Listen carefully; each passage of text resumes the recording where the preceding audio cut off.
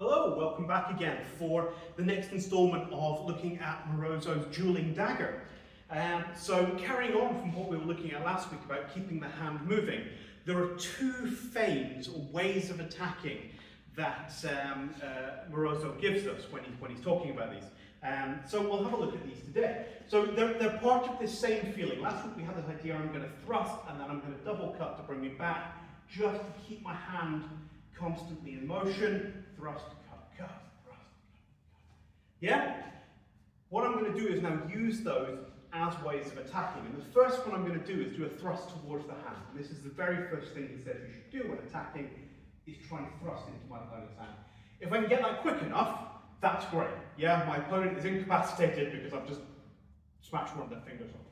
However, it's very easy for them just to lift their hand out of the way. As we were talking last week, you have that very easy ability to slip with a knife. So when I come in, the hand slips up. So that leads us into that second part, that this is actually going to be our first feint, and the feint is going to be that thrust. What I'm actually expecting to do is turn the hand over and deliver that cut to the inside of the wrist when they expose it by lifting their hand up. So I stab and come in underneath. Stab, turn the hand and deliver Stramats only, just to cut the inside of the wrist there. It's called rotter rather than Stramats only. Guess me, there's not much difference with a dagger in fairness. So that's the first one we look at. Attack to the hand, cut to the inside. And this is why also, when we look at how we respond to this, if the opponent's coming to stab our hand here, rather than training to lift out the way, which exposes this area here to that attack, when that cut comes in, I'm going to strike over the top to the inside of the arm. Because that means if that cut then comes over, sorry, if you come in and then, I'm still going to get that cut, yeah? And there's nothing here for you to actually strike, yeah? So that keeps me safe. So point one is that cutting over we looked at last week stops me falling into this trap, but to somebody who's uninitiated and hasn't read their Marozzo, I can stab in, hand goes up, cut underneath. The second one is, I'm just going to turn you around just for visibility on this one, is that I'm going to feint a punta reversi to the head. So from here, I'm going to step across and feint as if I'm coming in for the head here. The reason I have to step across is, if I just feint for this here, yeah, I'm just going to get cut by the dagger, yeah?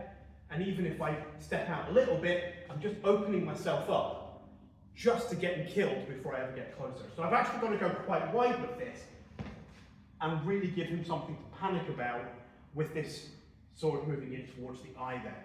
So I'm going to thrust in here, and obviously you don't like that. But you have a nice big dagger, so it's relatively easy to parry that. Yeah, parried out here, and that attack never lands. But again, this is the feint.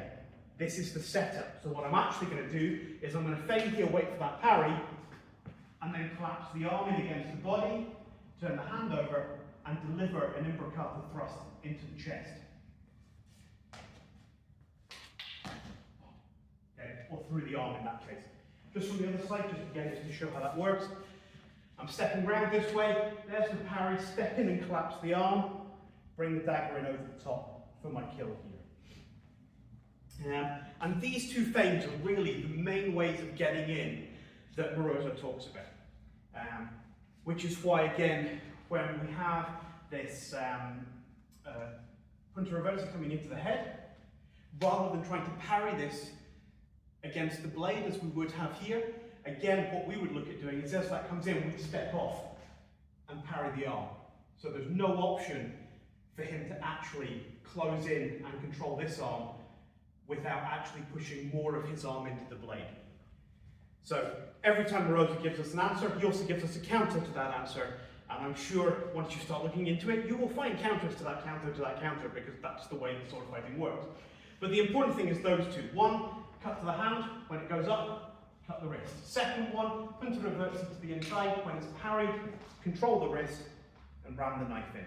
And those are the first two feints. So, hopefully that's been interesting, continues to build on the material we're looking at.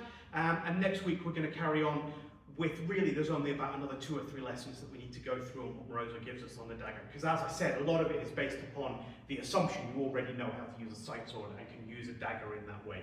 That which is the first video. So hopefully that's tying things together, and we'll catch up with you next week. Cheers.